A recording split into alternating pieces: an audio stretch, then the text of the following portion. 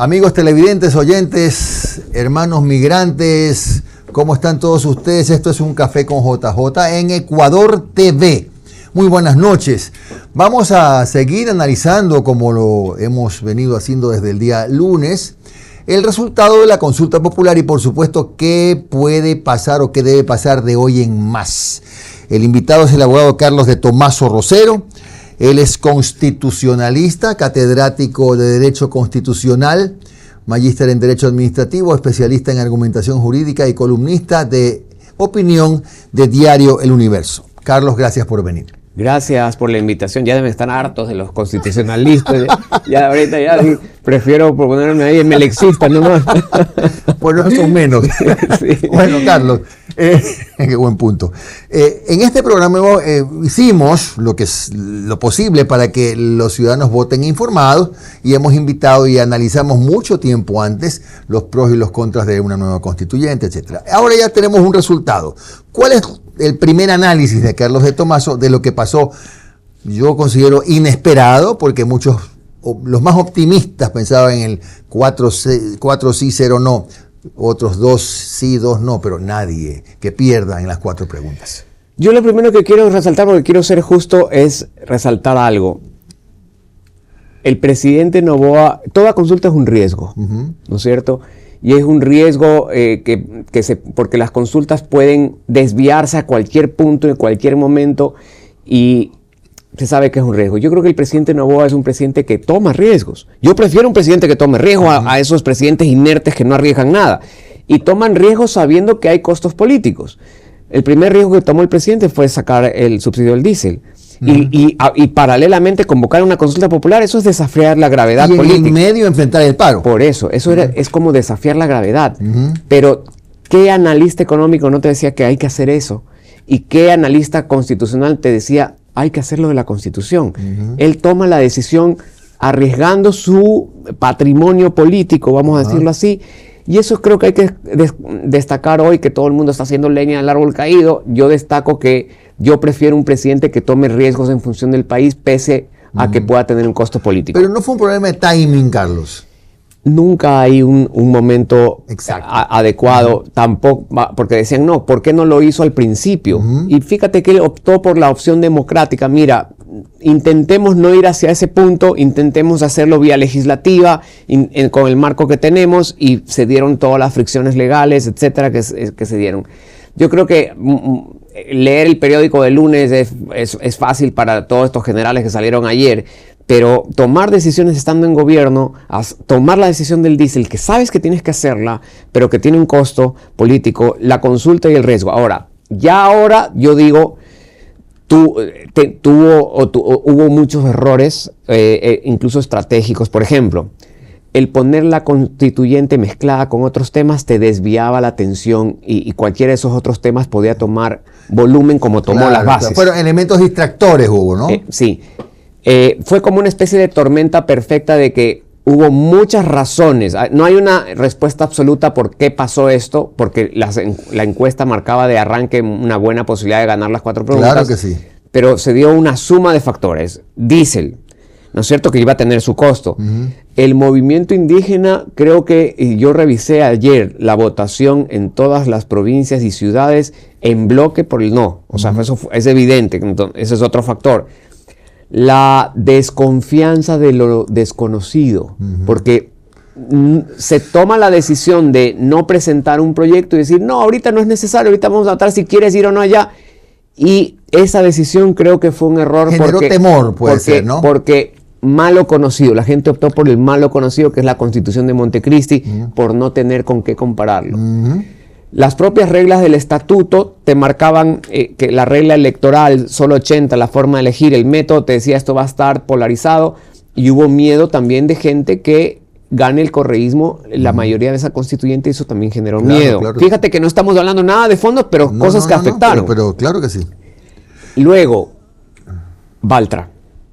Yo vi el análisis de redes y fue un elemento explosionador. Y se mencionó, ¿no?, una sola vez, que fue efectivamente una mención del presidente de la República. Después, a los 2 días, eso se precisó, se aclaró, pero de eso se agarraron los fue ambientalistas. Un antes y después. Fue la bandera del no. Sí, y se activaron los ambientalistas, Jimmy, con una campaña súper original.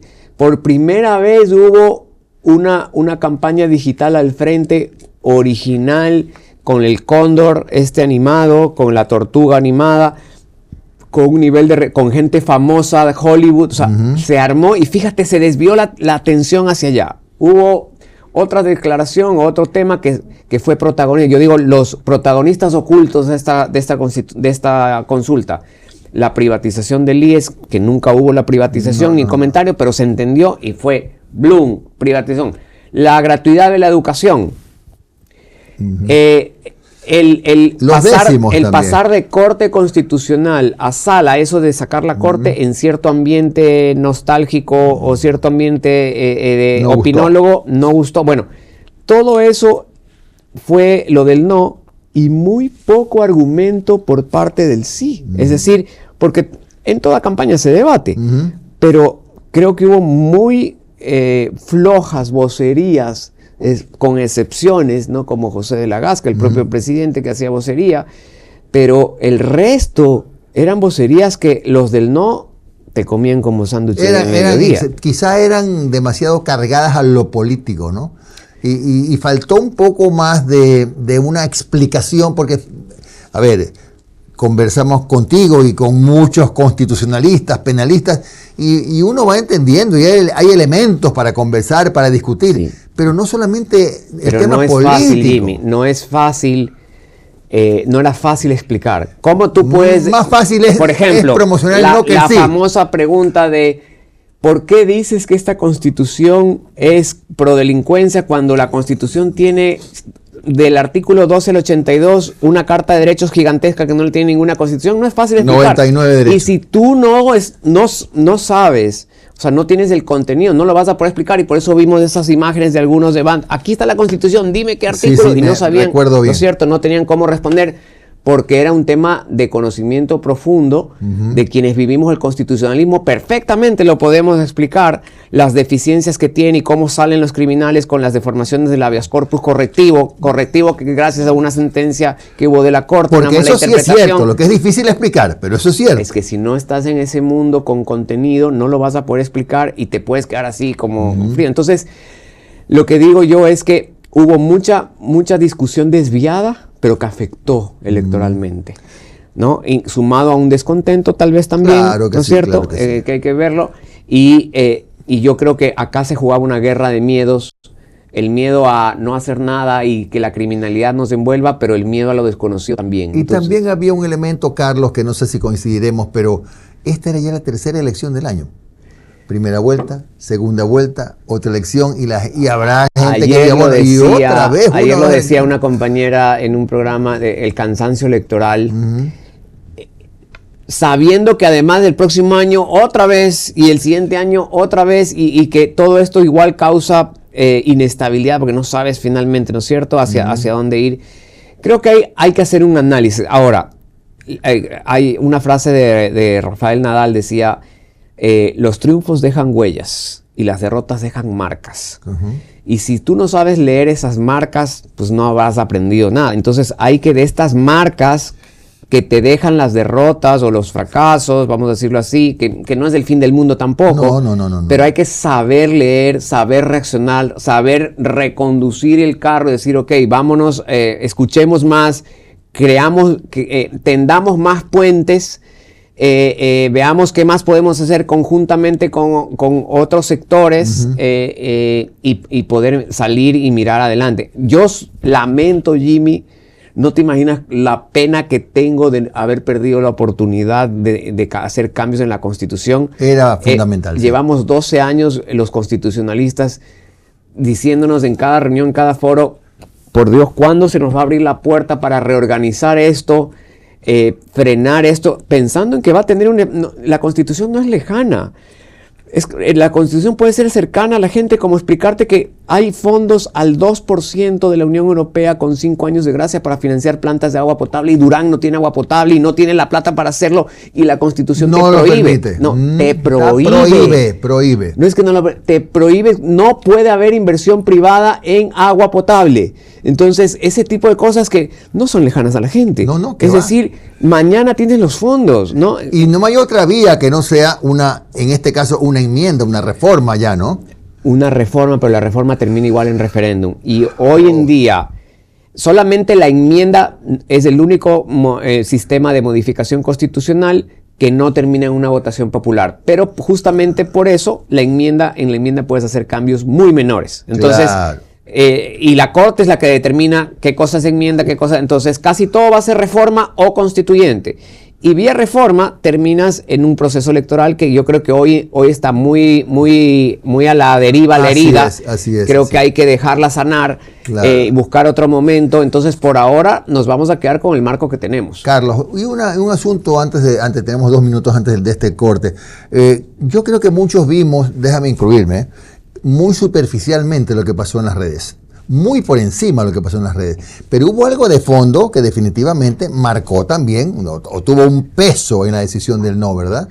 Yo pienso que ya tenemos que dejar de mirar a las redes. No, pues es un mundito chiquito. Claro.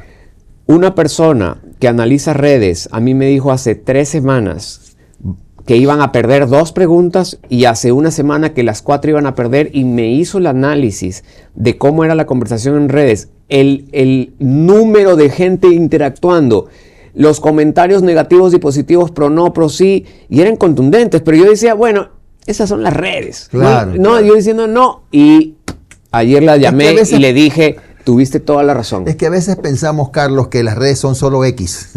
X es la parte para mí indeseable de las redes, pero hay TikTok. No, TikTok, Facebook, en Instagram. y la tienen ellos marcados, esta gente que hace ese análisis, es la primera vez que TikTok sobrepasa en Marcó protagonismo a una diferencia. Facebook, porque Caray. Facebook era la red madre. La red, sí. En la tía le dicen. Esta elección se batalló en TikTok. Y si entonces no estamos en ese mundo, no estamos en la realidad, y por eso yo creo que las encuestas también están fallando. Efectivamente, justo de eso iba a hablar, pero yo creo que ya no hay mucho que decir, porque en realidad sí, las encuestas fallaron, entre otras cosas, porque como en algún momento se ha hablado, y lo hemos hablado también contigo, no se puede llegar ya a todos los rincones de las ciudades más pobladas. No, pero hay que saber. Hasta hay que por entender, seguridad, ¿no? Por eso te decía, el presidente tiene una gran capacidad de manejo de redes a la gente joven, y por primera vez hubo otra gente que tuvo también una muy buena habilidad. Es una batalla que no la vimos muchos, pero se dio. Se dio. Bien, vamos al corte, después de un momento regresamos para conversar con Carlos de Tomaso y un poco ver qué hay de hoy en más. ¿Qué tiene por delante el presidente? Tiene 3 años y medio. ¿Qué cambios tiene que hacer? Etcétera, etcétera. Porque resulta que el mundo sigue, ¿no? No se acabó el mundo el domingo. Ya regresamos.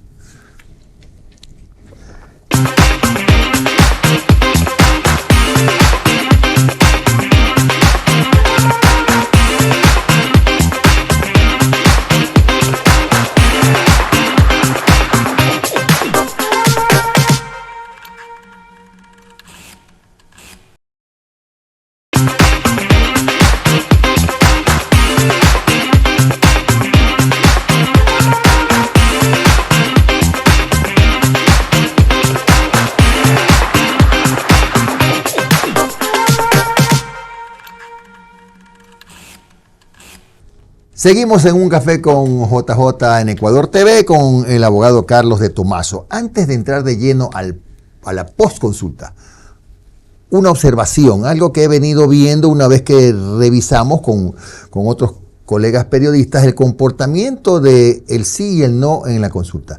Hay provincias donde la minería ilegal ha cooptado todo, donde el no fue aplastante versus el sí. ¿Crees que efectivamente hay, Carlos, una suerte de economía paralela que hace que también la gente se alinee por una de las opciones, como este caso del no? Sí creo. No creo que es absoluta, no creo que ahí se van a encontrar todas las explicaciones, pero sí lo anoto como un factor. Ya lo habíamos visto en el paro, ¿no? Uh-huh. Que justo en esas ciudades era lo más violento, justo en esas ciudades, pues decíamos, ¿quién está parando todo esto? y ahora también se vio en las elecciones, porque se genera pues evidentemente esa economía a la que tú llamas paralela, pero que debe tener a lo mejor a mucha gente teniendo ingresos, mucha gente, digámoslo, generando ahí ese empleo en esa actividad irregular. Y puede ser un factor que vale analizar. Que hay que considerarlo como parte de, ¿no? Claro. Sí, también. Claro. Por eso digo, no hay una explicación absoluta. Hay varios. No hay una explicación absoluta. Es una mezcla de factores, tormenta perfecta, todo al mismo tiempo, que además se agudizó las 2 últimas semanas, como decíamos. A ver, Carlos, terminó la consulta. Aquí está el presidente Noboa. ¿Ha perdido su capital político o esos 3 años y medio le sirven para cambiar lo que haya que cambiar, lo analizaremos, y recuperar lo que, si se puede decir, perdió, si acaso lo perdió en la consulta? Yo no creo que perdió su capital político para nada, porque todas las encuestas marcan una imagen del presidente muy buena. Creo que se dio esta cuestión de la tormenta sobre las preguntas que presentó. Evidentemente es un golpe, pero no es el fin del mundo. Ahora, lo que tienes es que sí asimilar, sí estudiar, sí mirar dónde fue, qué sector, hombres, mujeres, jóvenes, dónde fue el cambio para tomar nota de eso y volver a tomar rumbo. Me parece muy importante que el presidente refresque las mentes, porque una cosa es cambiar de este puesto a este puesto, pero otra cosa es ingresen nuevas mentes, ingresen nuevas ideas, ingresen nuevas estrategias también, ¿no es cierto? Eso, creo que ese punto de inflexión tiene que haber, porque ahora lo que nos queda de marco, que es lo interesante de tu planteamiento, nos queda el marco que teníamos antes de la consulta, es decir, una Corte Constitucional que ya sabemos que es tiene una posición muy firme, en ciertos casos extrema, pero tienes una asamblea y tienes la presidencia, es decir, tienes, vamos a decir, 2 funciones del Estado con gran posibilidad de coordinar un trabajo y una agenda legislativa. Fíjate que Javier Milei, ¿dónde está su revolución? Él la llama la revolución legislativa. Él está preparando un paquete de normativo, cambio al Código Penal, cambio al Código de Comercio, cambio a las leyes. Bueno, lo que nos permite este marco constitucional, que creo que sí te da para ciertas cosas, por ejemplo, en seguridad, dime, ¿tú recuerdas los acuerdos que negoció el presidente Lasso? Claro, que ayer volví a leer el dictamen de la Corte ayer. Están en vigencia, ¿no? Sí, no sé si fueron aprobados, no sé si se están aplicando, pero bueno, eso se llama marco de cooperación. Convenio de cooperación no implica una sesión de base, no implica, pero algo es algo, era para control marítimo, actividades, interceptaciones, utilizar hasta donde te dé el marco constitucional para hacer convenios de intercambio de información, cooperación penal internacional, me parece importante, interceptación marítima, una especie de cooperación para poner radares, esas cosas se pueden dar. Si hay forma, aunque se haya perdido la consulta. No es como era una base. No es lo ideal, digamos. No es como era una base, porque lo explicaba Álvaro Uribe. Álvaro Uribe, en una entrevista que hicimos la semana pasada, decía: el establecer estos acuerdos ya de base permanentes implican que el presupuesto de inversión de colaboración es mucho más grande que en estos convenios más chiquitos. Y eso es así.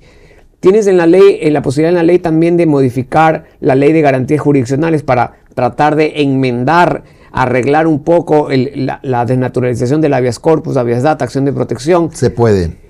Con muchas limitaciones. Pero volverá a aterrizar eso en la Corte Constitucional. No, es que va a aterrizar, porque ahora tienes tú una fiebre de demandantes. Recuerda tú que la acción de inconstitucionalidad, la demanda la puede presentar cualquier persona. Entonces, ahora tú ves que se aprueba una ley por parte del gobierno y tienes 22 demandas, 14 demandas, y el pobre secretario jurídico de la presidencia que dicen, qué mal, tiene que atender 14 contestaciones, porque no, tú tienes que, bueno, entonces hay cosas que se pueden hacer legislativamente, pero ahí viene un poco la lectura, Jimmy.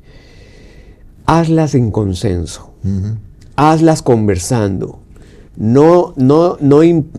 Dicen que como técnica legislativa lo que se impone nunca es bueno. Entonces, mira si puedes sentarte con sectores que no eres amigo, pero pudieras llegar a un acuerdo, que tienen ahí un grupo de diputados, unos 4 por aquí, ponte de acuerdo, queremos esta reforma al Código de Comercio, queremos esta reforma a esta ley de garantías. Queremos mirar cómo garantizamos un nuevo marco para la inversión extranjera. Yo sé que no tenemos arbitraje internacional porque está en la bendita Constitución, pero de repente podemos generar en una ley lo que se llama un contrato ley. Bueno, como en Perú. El contrato ley en Perú. Ah, bueno. En el artículo 62 y 63 que te dice: correcto, la inversión extranjera estará protegida por un contrato ley que podrá ser sometido a arbitraje internacional. No había que, no, ese era el que yo quería poner. Está en la Constitución, claro. Ahora, ¿qué pasa con esto de los sectores estratégicos? Hoy, desgraciadamente, siguen siendo y seguirán siendo los sectores estratégicos, pero, por ejemplo, ya conversamos que está prohibida expresamente la inversión en temas que tengan que ver con agua potable. Agua potable. Correcto. Esa es la prohibición. Que no es bueno, ¿no? Pero existe. Pero en el tema petrolero, he conversado con muchos expertos, me dicen que sí hay formas de facilitarle. ¿Qué pasa aquí? Ahí viene ya gestión de aperturar pliego, hacer bases, estudios. Tú no puedes lanzar a ningún proyecto a aperturarlo porque tiene que el gobierno decir: voy a abrir por excepción esta inversión privada, pero necesitas estudios, necesitas pliegos, necesitas bases, necesitas un proyecto de contrato, etcétera. Eso lo pudieras aperturar, pero necesitas también capacidad de gestión ahí. Y hay gente ahí que no le interesa, hay gente ahí que le interesa que sigas teniendo el Estado, ¿no es cierto? Claro, que es un fíjate, hay un ancla ahí, ¿no? Fíjate, las telecomunicaciones son un sector estratégico. Toda la vida se aperturó a 2 empresas y funciona bien, ¿no es cierto? Esas empresas invierten, ahorita acaban de renovar, además generan ingresos al Estado. En minería, a mí me encanta ver a los grupos ambientalistas oponiéndose a cualquier contrato minero, pero tenemos destrozando la minería ilegal, nuestras montañas, nuestros ríos, nuestras aguas, y esa no se opone. Entonces, creo que hay que volver a eso. Lo que estoy totalmente de acuerdo contigo es sectores estratégicos, con el marco que tenemos, ¿qué podemos hacer? ¿Qué conviene abrir a la inversión privada? ¿En qué somos malos como Estado? Casi, ¿no? es que en sectores estratégicos, un sector estratégico, ¿qué necesitas, Jimmy?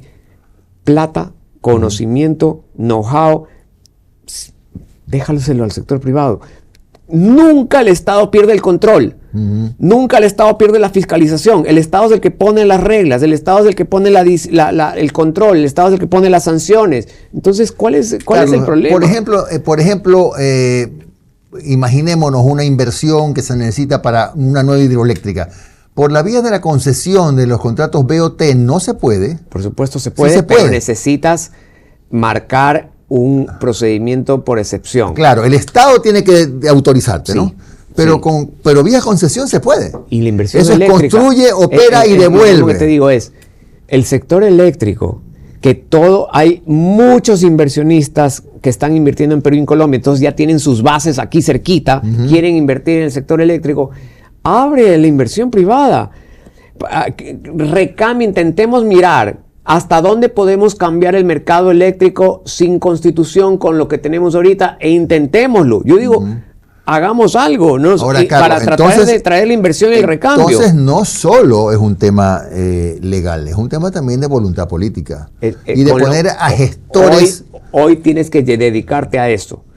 Poner gestores para que muevan con lo que tenemos y ver hasta dónde podemos. Obviamente, contratos inversiones de 200, 300 millones del sector eléctrico, con el marco que tienes te vienen. Una inversión de 1.000 millones sin arbitraje internacional no va a venir. Y eso sí, solamente se puede cambiar. ¿Qué opción tienes? ¿Qué opción hay? Convenio de Estado a Estado. Allá. Tú firmas un convenio de Estado a Estado, Ecuador con Italia, Ecuador con China, Ecuador con haces un convenio en el cual el Estado da las garantías correspondientes de Estado a Estado y de ahí ese Estado mira qué contratistas de esa nacionalidad. Claro, o sea, el Estado, supongamos Italia, puede garantizar a la constructora tal. Nosotros garantizamos al gobierno italiano que este proyecto, que va a estar marcado por un contrato Estado a Estado, va a tener garantía soberana para efectos de el pago a eso. Pero el gobierno, en este caso, el ejemplo italiano, es el que también autoriza a la empresa italiana. Claro, ahí, claro. Es decir, sí se pueden hacer cosas. El camino es más largo, pero se puede. Largo y no necesariamente. A ver, uno como gobernante puedes pensar que le interesa al sector privado, pero a la larga dice, me voy nomás a Perú que tengo contrato Tiene ley en más la facilidades, Constitución, ¿no? Y tú ves ahí, solo en el sector eléctrico en Perú 3.000 millones y aquí 200. O sea, ¿no? Hay una pieza que falta y está clarísima la pieza. Todos los que hacemos derecho o analistas económicos te dicen es que la pieza que falta era estabilidad jurídica y un marco de arbitraje, que es lo que cualquier país te debe ofrecer. En todo caso, habrá que echar mano a lo difícil, a lo más largo, a lo un poquito más complejo. Yo lo que digo es, ¿no? mira, Jimmy, se iniciaron actividades de foros con empresarios académicos, etcétera, acá en Ecotec, con la UES, etcétera, en Quito con la Fundación CAST. Yo hablaba ayer con ellos, ¿qué vamos a hacer? Porque hicimos mesas temáticas para cuando esté la constituyente llevar ideas. Yo digo, igual presentemos las ideas y veamos en el marco legislativo hasta dónde podemos llegar. La academia estuvo muy activa. La de Guayaquil. Pero, exacto, sí. Pero sí, ahora falta que esa misma academia se vuelvan a reunir en Quito, para plantear alternativas. En Quito, donde estaba, dice, la academia no se activó. No. La academia de Guayaquil se activó. La academia sí. Universidad del Río hizo comunicado. Ecotec hizo comunicado. Spoil la UES también hizo comunicado. De acuerdo. Foros. Entonces, nos activamos. Acá sí hubo mucha actividad. Sí. Ahora actívense también para plantear alternativas sin la reforma constitucional, que no es posible. Esa es mi idea de lo que creo que yo lo que digo es participemos en la vida del Estado, ayudemos, podemos generar un buen proyecto de ley, ahora que se critica tanto, bueno, nosotros hagámosle un proyecto de ley, entreguemos y digamos, mira, esto es lo que pensamos. Claro, gracias a Carlos de Tomaso, constitucionalista que nos ha acompañado hoy en Un Café con JJ por Ecuador TV. Estaremos con ustedes de regreso mañana a las 10 de la noche en un programa más. Que tengan un feliz descanso.